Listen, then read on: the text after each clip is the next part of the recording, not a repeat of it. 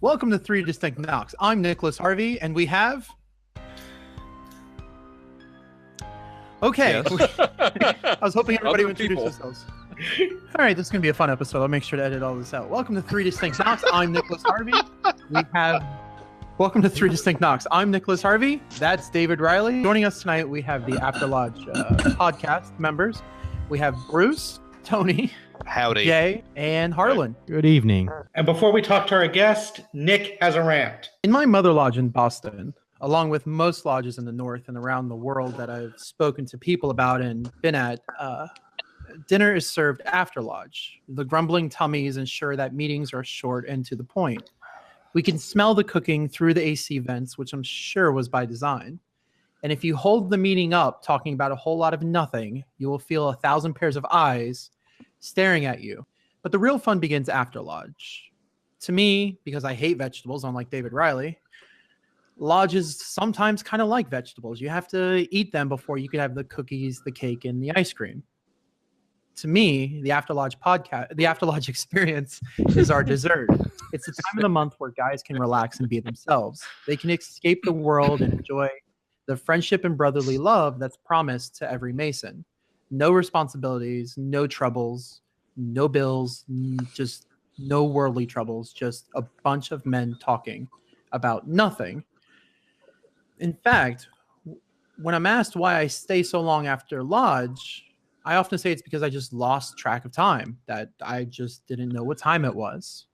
And I've been at lodge quite a few times until the sun rose the next day. I've even left lodge and went to work a few times. When I'm asked what we talk about or what happens after lodge, I say, well, it's kind of like Seinfeld. It's just about nothing. We just fellowship and love each other. But not all lodges do it. Some lodges I know, especially those in Florida, have dinner before lodge. And what that happens is guys rush to eat food and they don't have a chance to communicate and fellowship with each other, that they're rushing around trying to get ready for lodge. And then they don't get the friendship and the brotherly love and the fellowship. Because when you're sitting in lodge, it's kind of like going to the movies on a date. You can't interact with the person. You can't grow. That only happens outside of the lodge or after lodge. People that I know that do this best are the members of the After Lodge podcast. They're a weekly, and that's a loose term, but weekly podcast where they get together and just talk about nothing. And with their thousands and thousands of listeners around the world, we hear and see and get countless messages of guys that just say, thank you.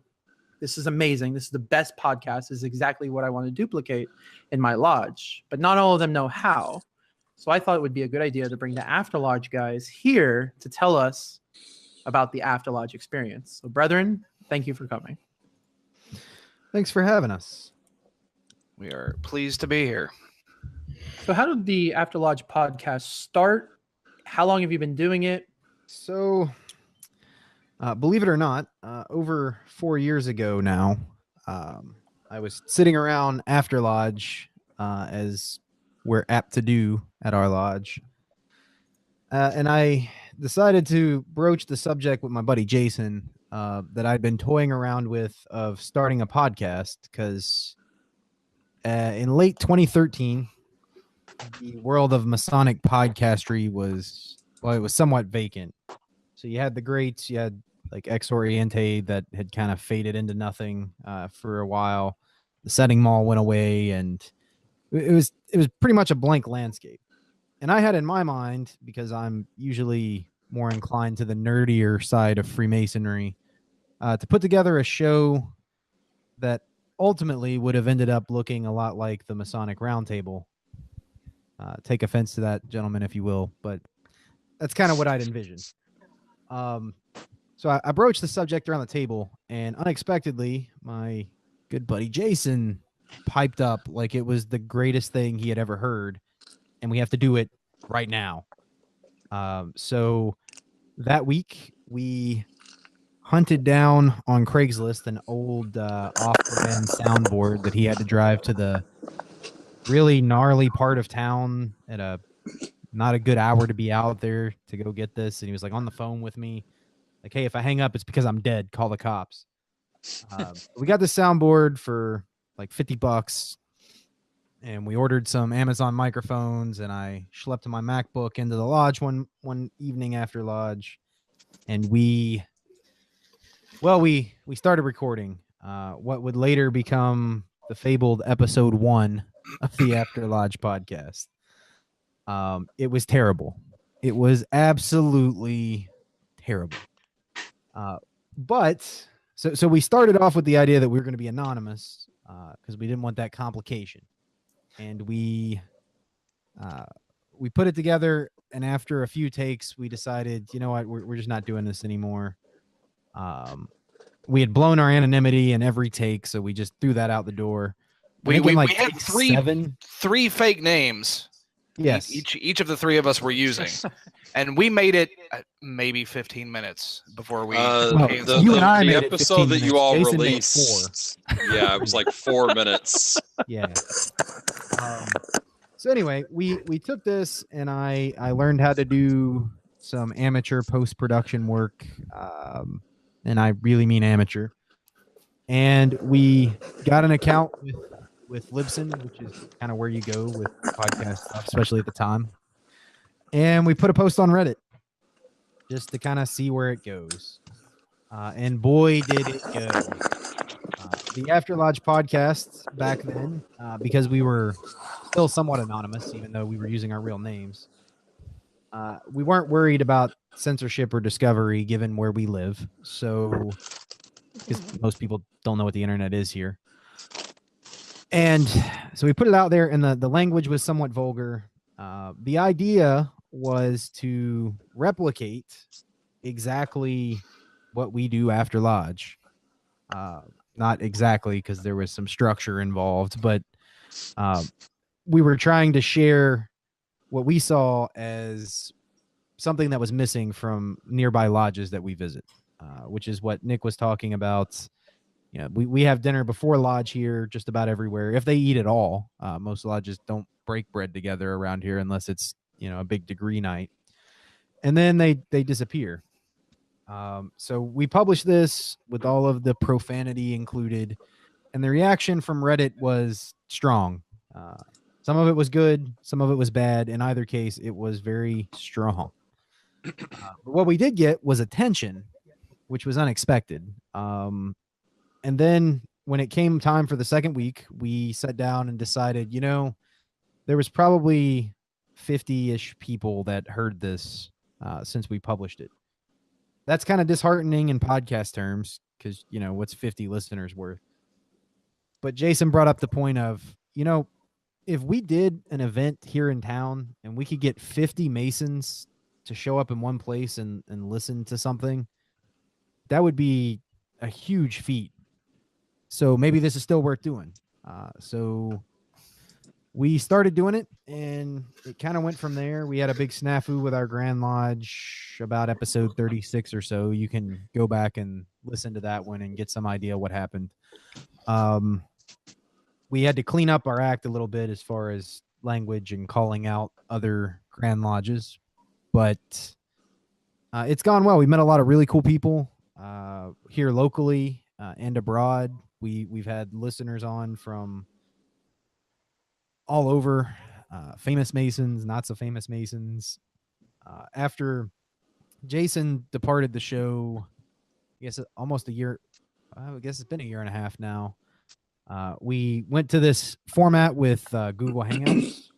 So we used to, and this was something that was really novel, is we used to actually record in our lodge around the secretary's desk.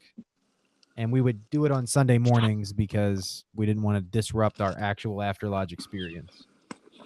But that's kind of how we got here, and it's the short version. The long version is just week after week of continuing to pump stuff out, and people who are gluttons for punishment and want to hear more of our particular brand of nonsense keep coming back.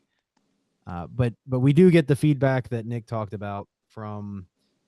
There's one brother in particular that's really stuck with me because we got a super heartfelt message about how he was before he discovered our podcast, he was ready to throw in the towel and go do something else because Masonry just wasn't it. And our little show doing the shtick that we do gave him a glimpse of what brotherhood looks like. And it's our ritual and our ceremonies have a very important place. They're what bind us together. It's that commonality that we share. But that's not brotherhood. Like going through the ritual together, sharing that same experience, that makes you members of the same fraternity. It doesn't necessarily make you, quote, brothers, in the sense of there's a lot of guys who go to lodge even regularly, and they don't know much about the guy they sit next to in lodge other than his name, maybe his wife's name. They don't know what his interests are or what he likes and doesn't like. They've never argued the finer points of pointless questions like, is the universe really infinite, or what's the real point of the fellowcraft degree? They've never picked that stuff apart with them. They've never had to do those things and forge those friendships that result from that, which sometimes are really good because you've got a group of guys you can count on. Other times you wonder about because other guys are counting on you, like when a brother from our lodge decides to move, for instance. But for those of you who haven't listened to the show, we engage in a typical form of male bonding, colloquially, I can't talk tonight. Too much brandy. Known in the common vernacular as ball busting, is basically what we do. If you come to our lodge and we make fun of you, then you're in the right place. If you come to our lodge and everybody's like super nice and proper and polite to you, it's kind of our way of saying, you don't really fit in here so well, so we're tolerant. So there is a lot of tough love that happens in that respect, but we found that it's incredibly effective, and we found it by accident. When I first joined our lodge was like so many others. They would throw some dinner together, do a meeting, read some minutes, pay some bills, and then 20 minutes after the gavel dropped, not even the guy cleaning up is still there. When I joined, I was young and single and living alone, so I could do such things. I ran into Jason and Tony and Marshall, and we just through sheer happenstance ended up having those conversations that would drag way into the night, till at some point that just became a custom. Like that's just what we did. It was normal. Our spouses learned to expect that when we go to lodge, we're probably not going to be home till sometime in the AM. But the result of that was new guys coming in who would normally take their Master Mason degree and generally disappear. Well, they didn't. They stuck around to see what this was about and then got integrated into the circle, if you will. And our lodge grew from that. And we went from being on the verge of closing our doors just because there was no money and nothing going on, to being what I'm not boasting when I say is probably one of, if not the most successful lodges in our grand jurisdiction. And I lay that entirely at the feet of what we started calling the after lodge method of lodge success. And it's really simple. For those of you that want to know how to do it, is when lodge is over, brew another pot of coffee, don't go anywhere. And we've had guys who listen to the show who just started it by themselves. Like they might bring a good book with them and sit down at the table and drink some coffee. And if everybody left, well, they just hang out a little bit. And I know that sounds kind of silly, but they would tell everybody like, hey, I was here for a while. You should stick around. Eventually somebody will, and it'll go from there. And it doesn't matter how you do it. There's no defined formula. Sorry, David, we can't hear anything. Can't hear you, Dave. You're breaking up. I'll let him fix that, I guess. At our lodge, we tend to talk a lot of politics and religion, which is sort of taboo for Masons, but we're not in lodge and it works for us. In another lodge, it might be professional sports or cars or golf or whatever it is that the brothers. As long as you're it's sitting around the something table. concrete, there's a lot of esoterica. There's a lot of metaphors and symbolism, and that's great. But it's hard for people to bond over that. It's hard for, your regular Joe. We get into that if too sometimes, but Well, yeah, right. no, and of course that's got to come with it as well. But you're more likely to bond about a funny story that's of something that happened on the way to work. Right. So the question I have, the part of, and it's, if anyone's ever listened to After Lodge, the After Lodge podcast, afterlodge.com, you guys know that you guys make the joke that you're in Pennsylvania, but you're in Pennsylvania, huh? But for a place like Boston, a place that's for Cambridge in David's case, where there's guys from so many diverse backgrounds, but you guys also share the After Lodge experience. How do you bring so many different guys together? So that's actually a beautiful thing. There's two things going on there. The first one was the Pennsylvania shtick. Back in episode 1, when Jason couldn't keep our fake name straight, he also couldn't help but blurt out where we're from like every other sentence. Mm-hmm. So to fix that, I had Bruce record himself saying Pennsylvania, and then we dubbed over every time somebody said where we're really from, and it sounded hilarious, and the joke just kind of stuck.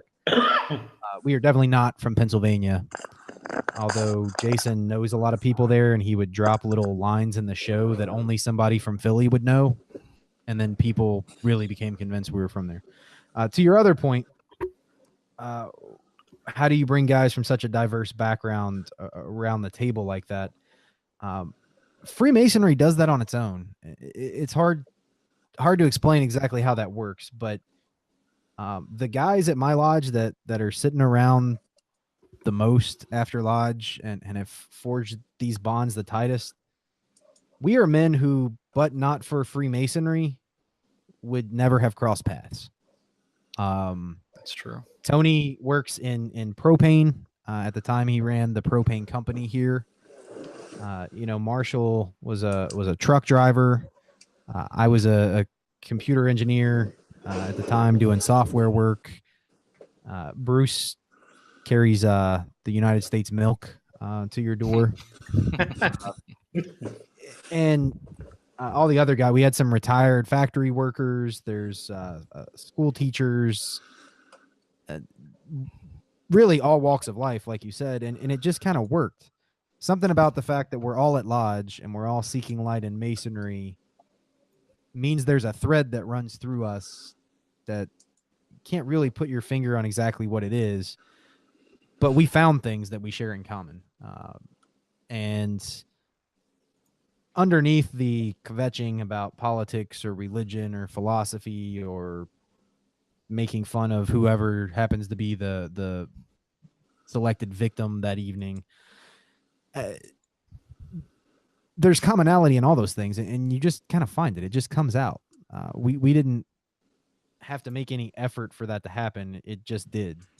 And it's one of the things that I find the most impressive about how Freemasonry can bring men together.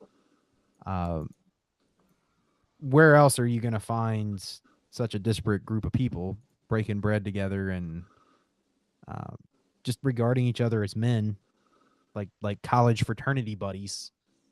That's a metaphor I've never used before. I like that. Can we get paddles? I think one of the things that makes that work is that Freemasonry encourages us to assume that the other person has good intentions. In so much of the world, you have to have your guard up, and you assume the other guy is out to get you, or the other guy is out to take advantage, or the other guy is out for himself. Sure. Lodge is the one place where you can let that guard down.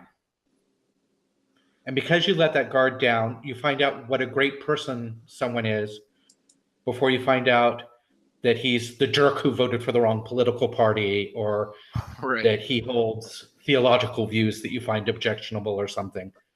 So you find out that he's a really good person first. And that gets you past the what people are and lets you find out who people are. You And I always have think that's what a lot of guys join Masonry for is that kind of bond or that kind of discussion. They don't know how to go about it. So, if your lodge doesn't have that, like Harlan said, you got to be the one guy. Hang around, put on a cup of coffee, encourage a couple guys to hang out and talk about whatever. And the side effects to that are profound as well. We have to remind people on our own show periodically that we hang around and goof off and bust each other's balls and whatnot all the time. I love being with my brothers. We love finding any excuse we can to get together. We plan these two big festivals here that we do, which are a lot of work for some money that we give away, but we really enjoy just any opportunity we can get together so we can do that. But at the same time, the effects on our lodge from the Grand Lodge's point of view are they're profound. It's the ritual work in our lodge is outstanding. We're not in there doing our usual ball busting and farting and whatever. The guys show up, it's sharp, it's done well, everybody knows what they're supposed to do. And for people who visit our lodge, it's extremely impressive. Our involvement in the philanthropies that we engage in is substantial. Our finances have turned around complete 180 degrees from when I started. We are taking in new men, younger men. They're staying. The initiatic experience is there. And the guys, when we're in lodge, education has become a much more common thing than it ever was. People are hungry and they're curious to know more about our craft. And we're executing the craft in a manner I think is very well, especially for this area. And I, again, attribute that to the fact that we do this after lodge thing that's not serious on the surface at all. It's complete just guys being guys like you might find hanging out at the bar or on a bad episode of Friends. So it's not all goofing off because it enables us to then, when it comes time to take something seriously, to put our serious hats on and do it really well because everybody wants to be there. So it has that effect too. I'm convinced it'll transform your lodge. We have a lodge here in our district who took step one, which was, if you're not breaking bread with your brothers, start breaking bread with your brothers. So there was a guy who became master of a really old lodge not too near here, but when I was a district deputy, I sat down with him and kind of gave him this rundown. So he did something as simple as cooking dinner. He showed up early to lodge, put dinner together, because he had 2 or 3 guys showing up to a lodge meeting. Just that simple act alone, by the end of the year, lodge attendance was up near 30. The lodge was engaging in degree work for the first time in years. And they weren't even doing the full stay around till 2 a.m. They were just having dinner together. Like, something that simple has such a big impact. Because nobody wants to take their time to go to a meeting and read some minutes, pay some bills, and maybe drink a cup of coffee and shake some hands and go home. Like, what's the point of that? Very true. David's putting on headphones. I don't know what that means. I feel like we're in trouble. I feel like we're in trouble. We're about to I'm going to tell you right now. Put the damn headphones on. Yeah, I find it very disturbing that I'm agreeing with Harlan, so I'm assuming it's a problem with the sound. Maybe. Or you should just not look a gift horse in the mouth and just What? Ed, why don't you tell us about your after lodge experience? Who? You. Me? You. All You're right. David. David doesn't go to lodge. He's York right now. Yeah, that's true. Well, it's actually really hard because once you have a certain kind of experience in lodge, and you become accustomed to a certain kind of experience in lodge, when you go to another lodge, even if it's good, if it's not your mother lodge that you fell in love with, It's not yours. it's not yours, and it's Sure. I didn't think I was that guy, but it turns out I totally am that guy. So it's been very hard for me, having moved away from my mother lodge, to find something that I can even consider might take a portion of the place of that. And a part of the reason that my lodge, I will not forget the night after my EA degree, the whole lodge went out to a local bar together, and we had some adult libations, and I got to start to know the guys, and there was a lot of teasing and joking, and then we left lodge, and our then secretary got into his car and said, "Oh, just a minute," and got out of his car and got a bottle rocket out of his car, Awesome. lit it, and aimed it at the feet of a brother who was walking down the street. And it exploded next to the curb, and there was a yell and an exchange of views on the propriety of fireworks. That's how you do it. That's how you started After Lodge. But see, when you look at those two guys, it's, if you weren't a member of their lodge, you would have just assumed they're siblings. Like, that's the kind of crap that siblings do. That's exactly right. Yeah. And,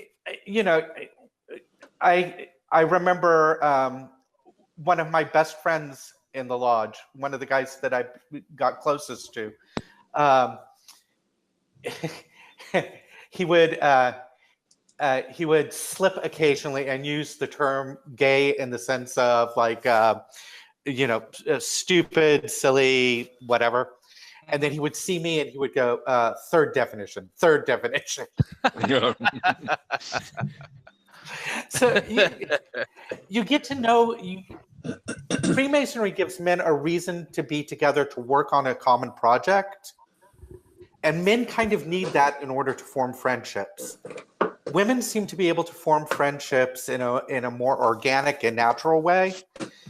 I think a lot of men don't form friendships unless they have a project that they can work on together, something that gives them a common interest. And Freemasonry provides that. Sorry, I didn't mean to interrupt you. Like you had said earlier, it's about trust. It's about being able to trust the guys, and when you're sitting in lodge with everybody, and you can kind of let that wall that you have to put up fall down here to broach subjects you wouldn't otherwise talk about. Well, and also it's one of those feedback loop things, because once you trust those guys and you become close to them, you also don't want to let them down. Right? I've had people ask me, Freemasonry says it makes good men better. How does it do that? And too often our answer to that is, But I think at least a part of it is that when you're around good men and they become your friends, and you trust them and you develop genuine and sincere love for them, then you don't want to let them down by not also being a good man. So when there's temptation in your life to be less than you could be, you choose the higher road because you don't want to let your friends down. Or at our lodge, you choose less than the higher road because your friends egged you into it. But that's We're already on it. yeah. I do understand what you're saying, and in most respects, that's true. In smaller decisions like whether you should actually have that next drink or not, maybe your brothers aren't really the best influences, Especially not the ones with bottle rockets. Yeah, well, we've all got our share of those. I also think that there's there's a lot to be said for, if you read the statistics on men after retirement, there's a lot of evidence that there's an increased mortality after men retire. Oh, I've witnessed that personally in my lodge. That's, you can tell there's some men that are dead within a couple years and some men that just keep on going. Right. And it's a function of which ones go sit on the chair and watch Westerns versus which ones go do everything they couldn't do when they were working. Exactly. And the stat on men after their wife dies is that the average lifespan of a man whose wife dies is 6 months. Wow. And I think a part of that, I honestly believe that a lot of men die of loneliness. Social isolation kills. And Lodge is, to some degree, a cure for that. You can look online. There's some studies done on membership in religious organizations and longevity. If you're a member of a church and you're regularly attending and you're going and you're active, there's plenty of evidence that extends your lifespan. And I think Lodge can do the same sort of thing because it's a community of people that you're around who will say to you, "You don't look so good. Is everything okay?" Or who will help you get to the store if something's going on, or who will give you that ride to the doctor. People or just who legitimately care. Yeah, or just provide a chance for you to socialize with other people. I think we underestimate how important that is in human psychology and in human well-being. Or they'll tether your wheelchair to the back of their Lincoln Town Car, but I have to say that does not seem like a way to extend your longevity, but it sounds like a lot of fun. yeah. No, he's done all sorts of stuff. There was one night we were seriously contemplating picking up one guy's smart car and like sitting it on the porch. That was all Tony's idea. We never got to do that because he came outside wondering what's going on. Why is everyone outside except me? Because it was going to take all of us to move his car. So you guys left Lodge and went to this guy's house. No. He was parked. No. He was at Lodge. Oh, he was He at bought a Lodge. smart car, like when they first came out, and we were looking at the size of it, and we're like, this would fit right between the two pillars on the porch. I bet we could pick it up and move it there. And then somebody went and got somebody. They got somebody else. But before we actually got around to doing it, nobody thought to leave some guys in the Lodge building so this guy wouldn't be like, wait, where'd everybody go? Yeah. You need a distraction. Next time, plan better. Yeah. Well, to give you some idea of, the kind of brothers that you run into in some lodges. But at the same time, they're the same guys, if you got stuck in Canada in the wintertime, if you get a hold of one of them, they wouldn't finish dinner before they were on the way to get you. And that brings a special kind of, on the note of making good men better, it delivers a special kind of confidence that's subtle, but it comes through. And because you've got this whole group of guys that have your back, your appetite for risk taking increases in ways you might not notice. The attitude that you take with your colleagues at work, potential clients, your boss, there's real subtle shifts that happen with this experience. And we've watched guys who've come into our lodge, they become more successful in addition to being better men. Part of that's a function of, just being a better man. But part of it's that subtle function of confidence they get from being part of that collective group. Because, a lot of guys, they don't take the risks they need to make that next jump in their career, or to tell their boss, no, I'm not going to be away from my family all weekend to work on this project. You're just going to scrap on Monday anyway. You wouldn't have done that before, but with that social bond that you have with these guys, it, whether you realize it or not, gives you this extra confidence in a very masculine way that makes you a better man. And you wouldn't have that if they were just your lodge mates, not really your brothers.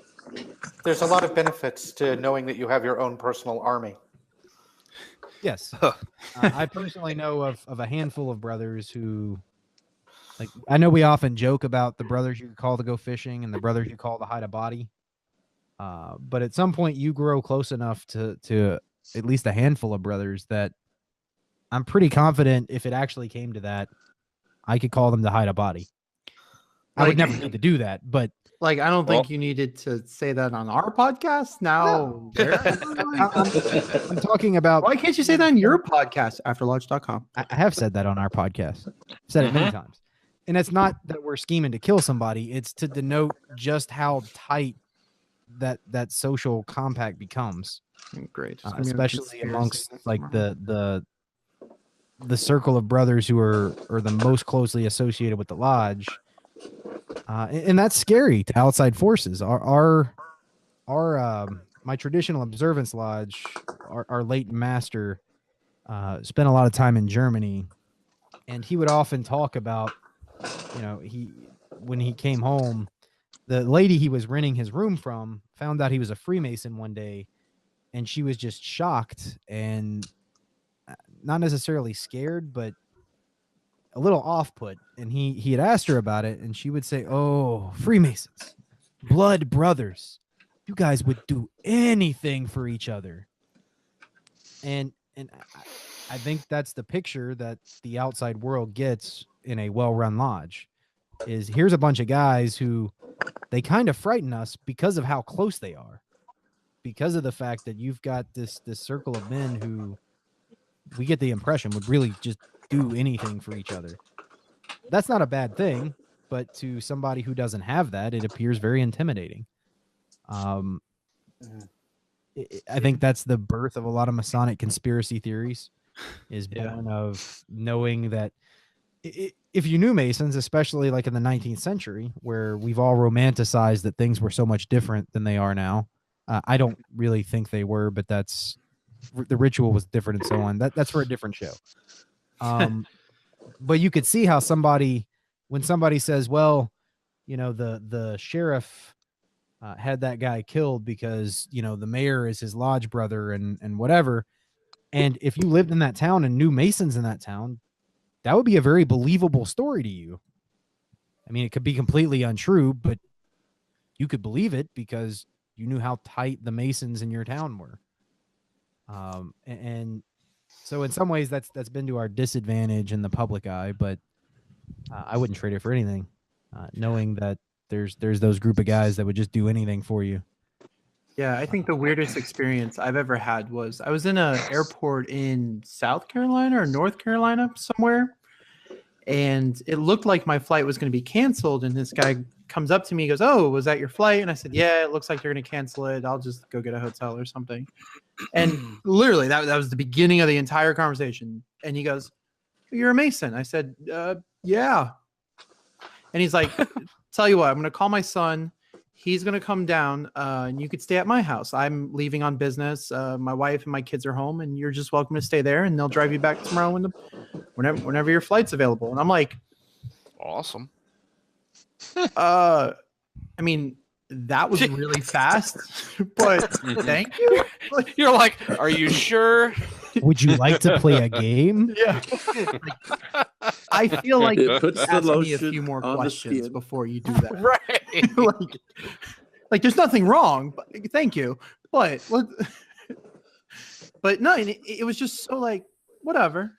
And thankfully my flight wasn't canceled. And he's like, I think I had to wait like 4 or 6 hours or something. He's like, I mean, I could call my son. You're about his age. You guys could go around the city if you want. And I was like, this is a little too much for me. And I was like, thanks. I'm just going to work on my laptop. And the second, something I see, and if you look, you could see it in almost every lodge, is I think Freemasonry attracts guys like you guys were saying earlier who never had friends growing up. So they never knew how to be social. So they're just point blank, they're just really awkward in public, and they say weird things, and you're just like, what are you talking about? And they join Masonry because they're like, well, I want friends, and it kind of forces me to have friends, and for both ways. But Masonry teaches them how to grow up and how to be men. And I've seen that in countless lodges. But it's almost the guys, for the most part, don't dismiss him because he's socially awkward. He's never had friends. He doesn't know how to dress. He has a weird job. But they're like, all right, you're one of us. Hey, man, listen, have you ever thought about, cutting your hair? And he's like, and then after a while, he'll say, to be honest, I just don't know how to cut it. I want to cut it. I know I need to. And I've been there. I've witnessed this. And the guy's like, I know it's more professional. I just don't know what to do. And the guy's like, okay, let's work on that. And then another guy took him shopping for clothes. And, like you were saying, Harlan is... It all goes back to trust. Yeah, it all goes back to trust, and it grows to making them better and better for the rest of the world. It's that weird trust with very, very much strangers. I told the story, I think, in Australia where my wife and I were literally stuck in the middle of nowhere. Quite literally. And we had no idea how we were going to get home. We drove for hours to this Airbnb. It was this big mess. I'll save the story. And I was driving in Australia. So I'm driving on the other side of the car, on the other side of the road, through the mountains at night in a thunderstorm. Oh, and joy. we had Google Maps, and it was just madness. But we kept losing signals, so we were missing turn. It was just crazy, and there was nobody around. And I finally just put out the bat signal to some Masons in Australia who I knew they lived probably 6 or 7 hours away. And they were like, okay, hold on. And they just started adding people to this group chat. And this group chat became so big. And everyone's like, hey, Nick and his wife are stuck here. Do we know anybody? And they were like, hold on. And then people were just adding and being added to the group. There were so many. And someone's like, what's the problem? And I told him the problem. He's like, don't worry, I'm going to make a call. And one of those was we needed transportation. And the city we were outside is really small, so everything shuts down at night. So he's like, I found a limo driver. I woke him up. He's pissed, but don't worry about the cost. We're going to take care of it. And it was just, these guys have never met me. And they were like, yeah, we'll pay $500 for a limo ride for you guys so you can get back to safety. We had guys calling hotels and seeing which ones were closest and had availability, and they were lining up rooms for us. So it was this really crazy thing for someone who's to just kind of be in a position where you needed help. I was literally on my honeymoon with my wife, and we were literally helpless, just sitting there. And just to see this love pour from all parts of what I could do this, I could do. Well, if I start driving now, I could be there in the morning. And I'm like, wow. And that's the kind of stuff you get. Now, the part you're leaving out is the ball busting part, because I know that had to have been in there. And the bottle rockets. Where are the bottle rockets? Like the comments in these messages. Like they got there to save your ass and drive you back to civilization, but they shot a bottle rocket at you first, right? That it was more of like a charity case. So Aussies. They were. I was going to lodge there, and they told me what date the lodge was, the lodge meeting, and they said bring your wife. And we arrived, but I did the math wrong between the time zones between Australia and Florida. So I thought we were going to go to the lodge the day after we landed. Turns out it was like 2 hours after we landed. After flying 3 hours, flying 2 hours to South Carolina, waiting an hour, flying 5 hours to California, waiting 8 hours, and then flying 15 and a half hours to Australia, landing, checking into the hotel, taking a shower, and then going to lodge. And we are so jet lagged, like we can't even breathe. We're just so tired. And they had these guys that were just standing outside. Everyone's coming to lodge, and you could tell they're like shaking hands. They're like, hey, no, guys, I'm on a mission. Don't talk to me. And everyone's like, what's going on? And these two guys were just standing outside waiting for us. And they said, oh, you must be Nick and so-so. And we said, yeah. And they're like, we've been waiting for you. Welcome. And they were by our side the entire night. But the ball busting happened because it was a lodge installation. And Florida lodge installations are like an hour long. Theirs are 5 hours long. Wow. So while I could smile and be like, I'm so happy to be here, after the first hour or two, I was like, the worshipful master's like, Brother Harvey, is something the matter? No, worshipful master, let me explain. Listen. And I just told him, and he goes, that sucks. And they were just like, they're like, well, let's see if we could, don't worry, it's going to end soon. And that was their ball busting. They kept saying, it's going to end soon. I'm like, brethren, we've been here 4 hours. At some point tell you he's from a land down under. Please. We've just got started. Yeah. So yeah, but they took such good care of us. They did the extra long installation just for They Nick. did. Like their real installation's only like 20 minutes. They saw Nick's eyes and they're like, guys, go get out the old books. Yeah. Tonight we're doing the small print. Let's do all the charges, all of them. You guys, That you guy guys that did the last charge, that was the first time anybody had heard that charge in their lifetime. you guys don't even know. And a bunch of guys brought their wives for the sole purpose of they were going to be there for my wife and to just hang out with her. And they brought her food and they were super nice, really sweet girls. And then I was in lodge. I was like, oh no, my wife's been in the fellowship hall all this time. Oh, that's a problem. She's going to be pissed. I told her this was only supposed to be an hour. And the worshipful master goes, did you just say what I thought you just said? I'm like, I am so sorry, worshipful master. He's like, well, that was a short marriage. Don't worry, we're almost done. I was like, no, we're not. Oh, you guys are just playing with me. Yes. This is the 43rd time you've told me that. Yeah. David, you have a quote, not to put you on the spot. You have a quote about staying at for how long? So at the Grand Lodge of Massachusetts, there comes a point where the security guard's like, all right, listen, dude, sun's coming up. Yeah. But amicable in Cambridge, y'all don't have any rules. Well, we have rules. It's just that we assume that we're adults and our rules are reasonable. So Really? we can stay in our building as long as we like. So yeah. I have seen the sunrise from the Cambridge Masonic Temple on multiple occasions. Absolutely. That's a pretty impressive after lodge there. It's not every month, but every now and then we have either cause for good celebration. Not everyone stays that late. It's the ever dwindling group. Right. But it's sometimes it's cause for celebration. Sometimes there's a brother who's just going through a really tough time, and you want to cheer him up. And he just needs to hang out and talk and vent and be distracted for a night. Sometimes it just happens. There's no reason. A lot of times there's no reason that it happens. It's just the energy clicks, the conversation is really good, and you just don't want it to stop. You want to hold on to that feeling for as long as possible. I think the record at our lodge is Jason and I rolled out at 7:30 a.m. No on Sunday way. morning. No, it gets better on daylight savings time.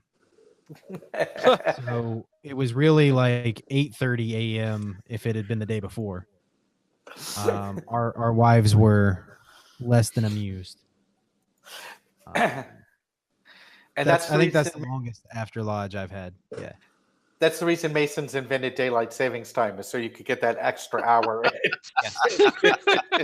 Although, fun fact, after lodge. it was a Mason. If Harlan is going to bury bodies and admit to the Morgan affair, we might as well cop to the daylight savings time and make Alex Jones's job just a little bit easier. Morgan had an affair? No, Alex Jones is. Don't you do you even conspiracy, bro? Alex Jones is one of us. That was outed a long time ago when somebody asked him about the Masons and he refused to go down the conspiracy. No rabbit way. hole. Was that true? Yeah, you can find the clip of him where he talked about it's just an old man coffee club. There's really nothing to see there. I don't know why everybody keeps bringing up all these dumb conspiracy theories. And so, of course, the next day it was Alex Jones is a Masonic plant, and it just went from there. What it is I think he knows a lot of Masons, and so he just called Bupkis on that right away. David Icke, then.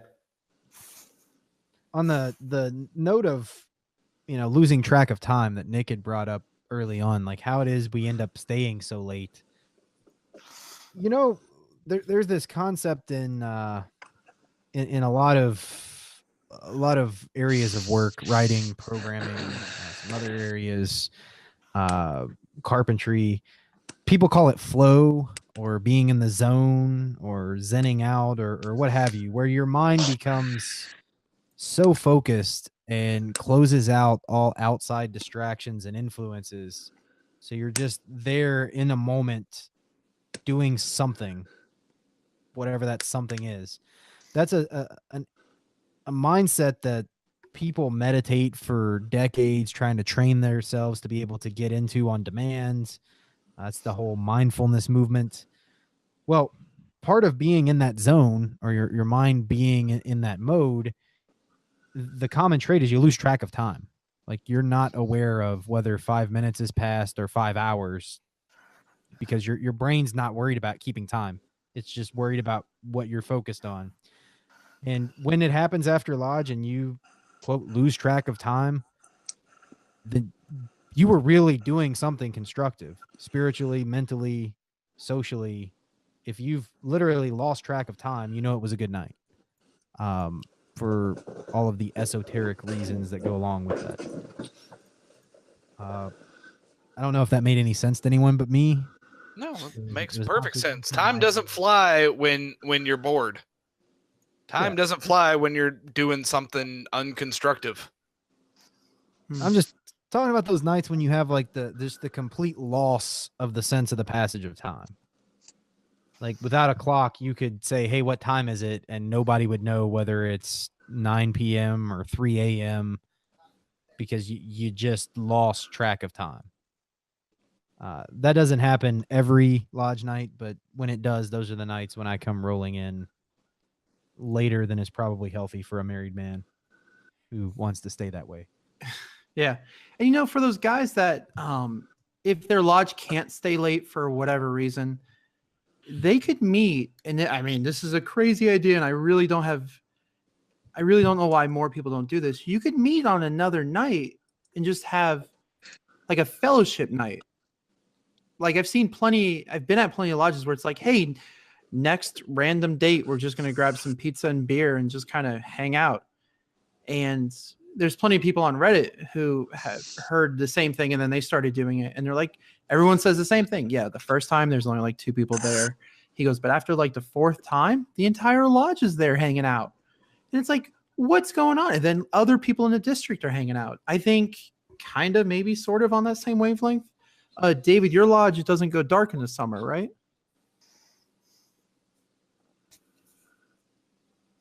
David.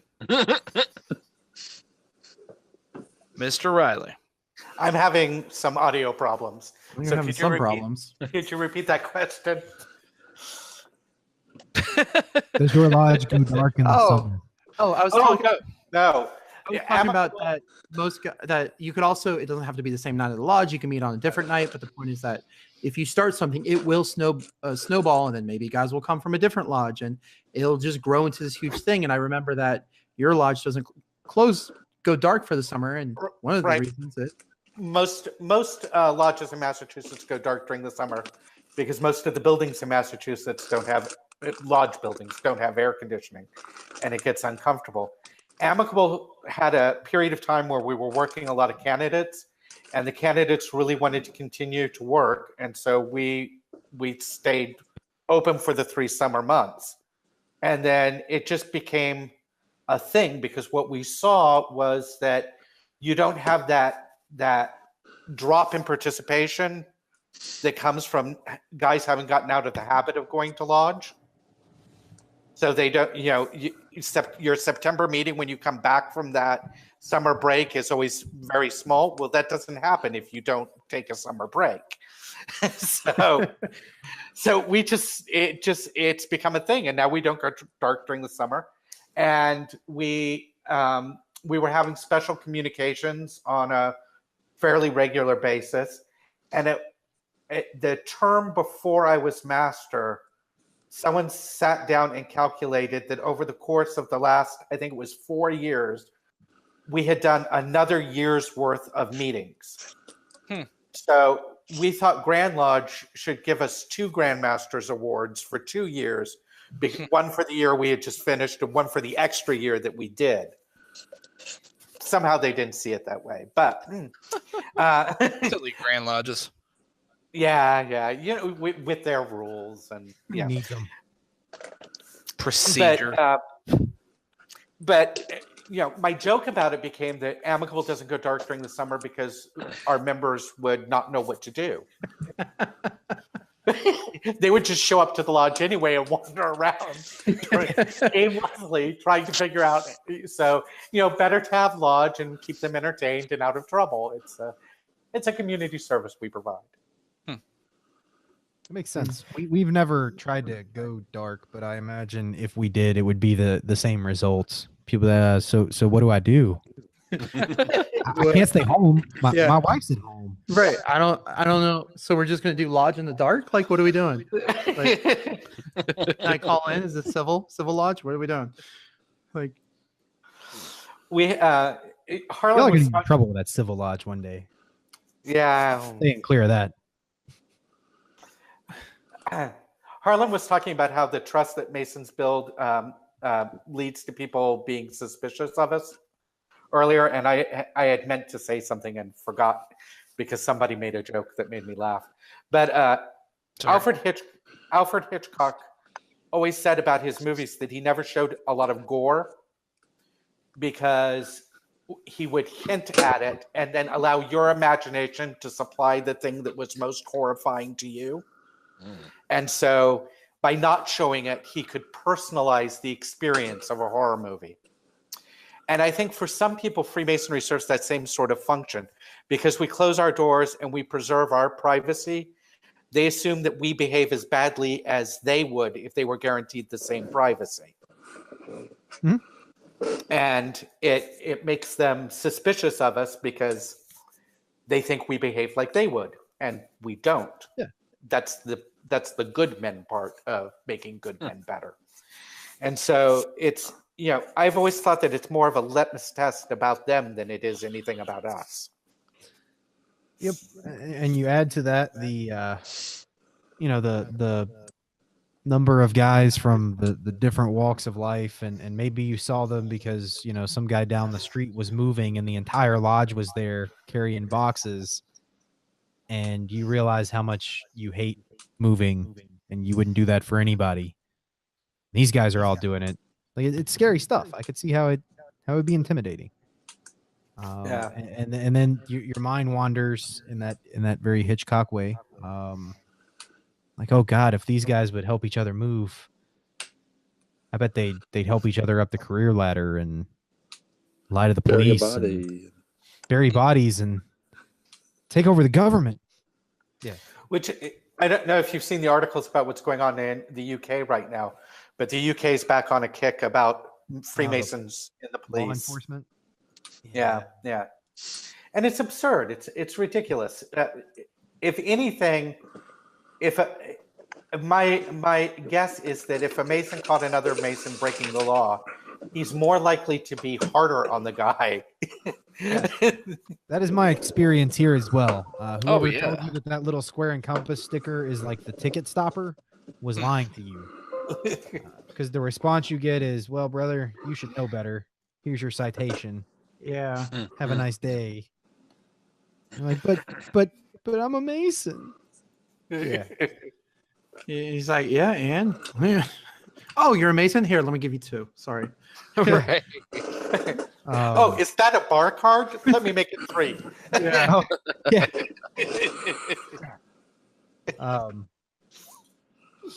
No, that one guy really gave me hell because he's also a Mason. The cop that stopped me at the stop sign that's not at an intersection that I've ranted about at least 7 distinct times on the After Lodge podcast, afterlodge.com.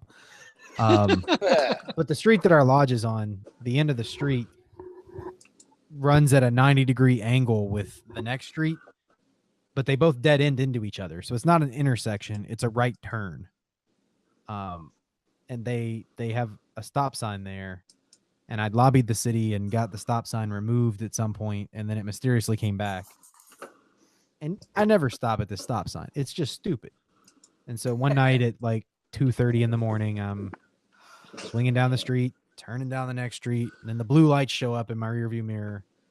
And lo and behold, if it isn't Brother Fuzz, and he gave me the finger wag, and it wasn't a citation. It was one of those like documented warning things. And I was like, you just watched me leave lodge. You knew I was going to do this. Yep. And you should know better. You think a lawyer of all people would be able to appreciate the difference between the letter of the law and the spirit of the law? No, this guy just, he'd heard me ranting about it probably around the lodge before, and was like, I'll fix this. Stop at the stop sign, even if there's no reason to stop at the stop sign. Exactly. What's your local? You guys do a breakfast of some sort, right? Yes. We do. What's the atmosphere like there? So the breakfast is fun. It's, we open our doors to the local community, and our lodge has the fortunate situation of being embedded in a small city that's just surrounded by residential space everywhere. Like, people are just packed in here like sardines. And the lodge is like right in the middle of this huge, it's like a giant subdivision, but it's not a subdivision. It's a city. It's hard to explain. But there's a lot of houses and a lot of people live here. It's a real tight-knit community. Lodge is right in the middle. So we open our doors to the community for our breakfast. And when you roll in the morning to help cook it, the breakfast doesn't open till 7:30. About 6:30, there's a group of old people that show up. They're not Masons. They're not related to Masons. They're just, this is their hangout on Saturday morning, where they meet all their friends and basically do what we were just describing, just not as Mason. And then the morning wears on, more people come in. There's kids running around, playing with stuff, breaking our chess pieces, and we got a TV to turn on cartoons to try to distract them so they'd stop breaking stuff. It hasn't worked, but hey, they're kids. We love them. We only have one chess set. Those cartoons aren't for the kids. Those cartoons are for a bunch of us show up if we're not working. Our wives show up, and then there's more neighbors there. It's political season here now, so our lodge always becomes the big campaign stop at the breakfast. So now you're starting to see people running in the primaries who are showing up, and No way. they're meet and greet people. Well, because it's in the north end of our county. That's where everybody is on that Saturday morning. So if you're running for office and you need their votes, that's where you go to.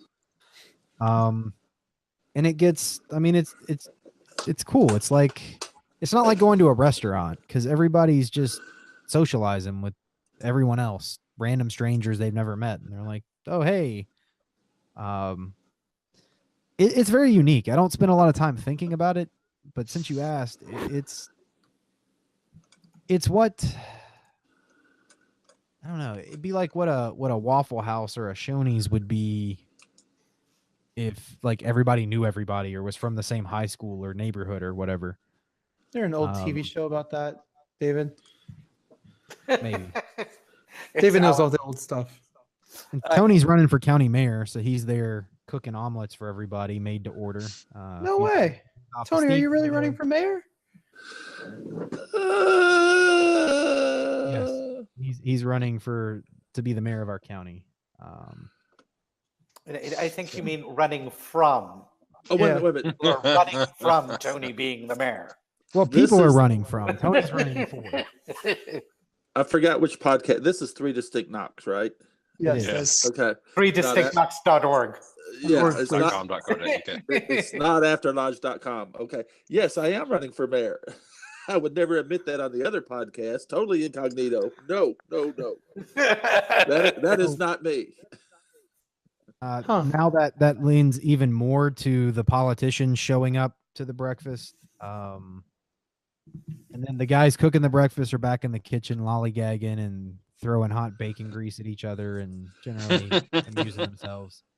What's funny is our city's mayor is a brother, and every now and then you'll see him back there flipping some pancakes or whatever. He'll be doing that. Yeah. Tony's running for the county mayor spot, so he's not running against that mayor. So they'll be flipping omelets together. Yeah.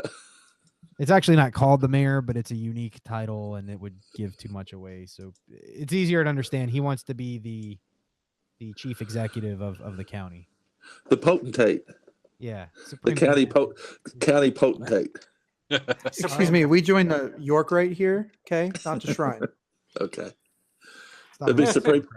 I like Supreme Commander better anyway. Supreme Commander. Mm-hmm. Hey, buddy, you take these ballots, and I'll call you whatever you want. Anyway, so that's a thing. So you get to see Tony flipping omelets and trying to bribe people to vote for him with food. Well, bribery comes in at the chili cook-off. That's where the bribery comes in at. Yeah, that's another thing. But it's kind of an extension of our after lodge-ness that we get to like show to the community. And sometimes people hang around the breakfast just to watch our antics of us screwing with each other. The chili cook-off is where people really come to see that. Nobody comes to this thing for our chili.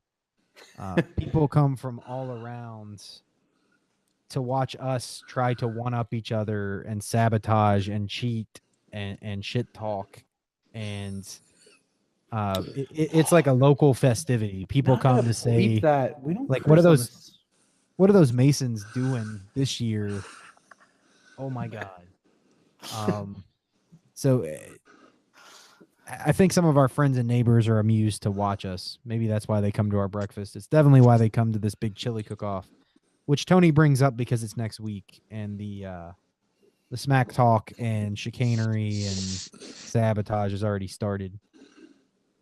I'm thinking about hacking his checking account so he doesn't have access to his debit card to buy things for chili. There's no end to ways that happens. We witnessed Tony one year bear crawling from the back door of the lodge across the kitchen floor, and you can see him in the camera. He's a big guy.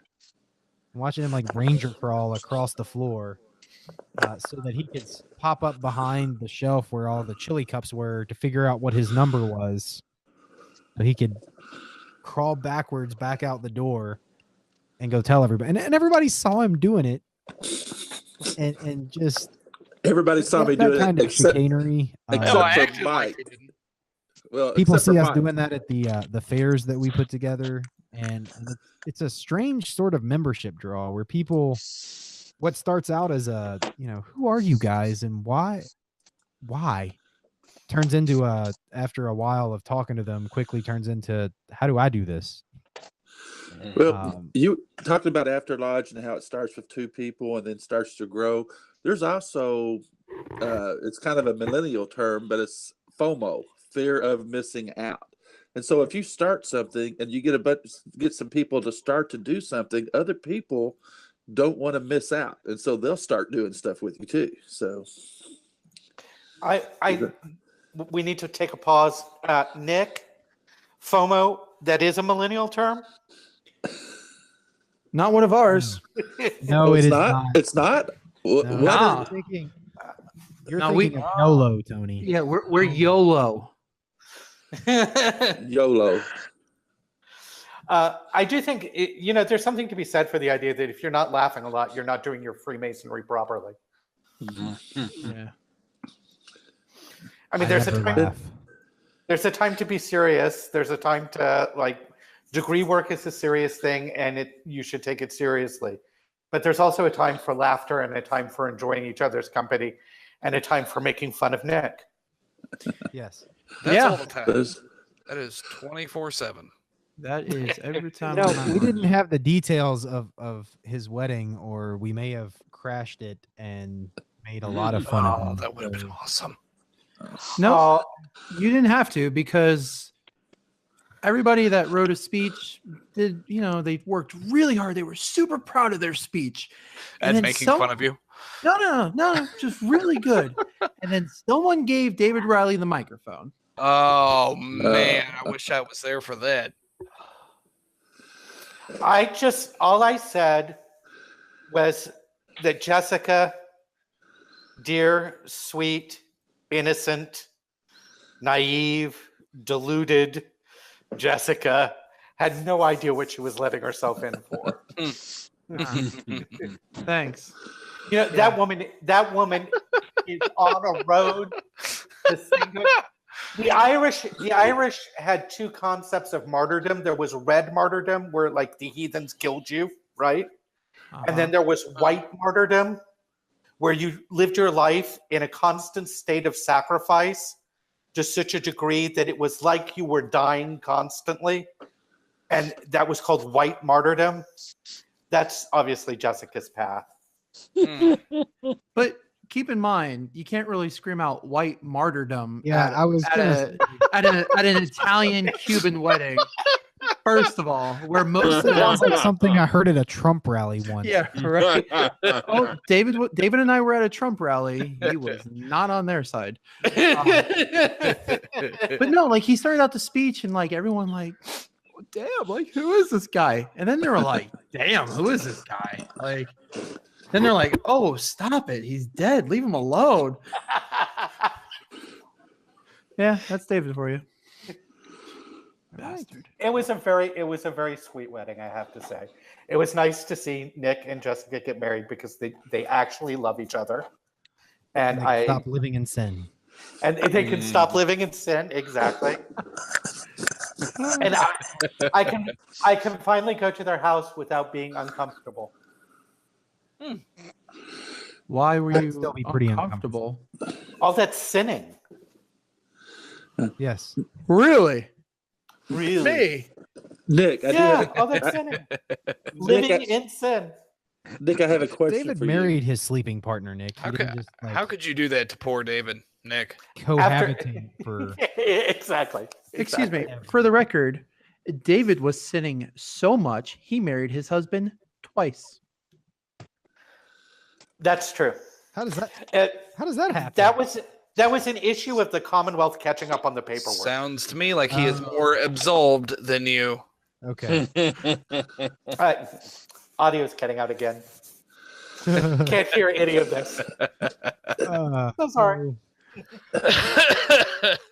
Anyway, Nick, I do have a question. I don't really have anything else of value to add with regard to the After Lodge method. Nick, you guys can buy my book when it comes out on Amazon. Details the After Lodge method. Afterlodge.com. Afterlodge. If anybody wants to donate to the Afterlodge Patreon that Harlan doesn't know about, just deposit it to the Three Distinct Knocks Patreon. Not a thing. Totally a thing. And then we'll just we're not going to route the funds. We're just going to keep them. We're not chilling for your money until I publish my book, which was something I forgot at the beginning of the show. Is this whole idea came about because I was working on a book well over 4 years ago, and then the After Lodge podcast happened, and I felt like my book was unnecessary, so it has not progressed at all in 4 years. I thought libertarians weren't allowed to sell books. Wait, what? Literacy is oppressive. It because you're forced to put the letters in a certain order according to other people's rules. Nick, you're thinking of librarians. Well, only if I choose to. I could choose to put the letters out of order. Nobody can force me to put them in order. They just won't listen to me. Okay. Now you sound like Jordan Peterson. He's amazing, by the way. All right. David has an outro. I do? I do. have never had the outro. The fantastic photography on our website is courtesy of Brother Aaron Sherman. Our theme song was composed by worshipful Christopher Duggan. Our website is maintained, curated, and lovingly tended by Brother Nicholas Harvey. We are grateful to our Patreon sponsors, whose names I've said every week for several weeks, so I'm not going to repeat them this time. Woo-hoo. To become a Patreon sponsor, visit our website at 3distinctknocks.org, where you will find additional episodes and other content. Essential canine supervision for this episode was provided by Raksha. The opinions expressed in this podcast and our website are those of the individual contributors and do not represent the opinions of any lodge, Grand Lodge, or other Masonic body, and sometimes do not represent our opinions. If you notice, I'm David Riley, and I'm incredibly thankful for the brothers that have made this podcast and my Masonic journey so rich, interesting, challenging, and fulfilling. And I'm particularly thankful to the brethren from After Lodge, both for making me laugh on a consistent basis and to a large degree for inspiring me to do a podcast myself. I hope 3 Distinct Knocks has helped you make some daily progress in Freemasonry. Thank you for listening. Good night, guys. Good night. Good night. Good night.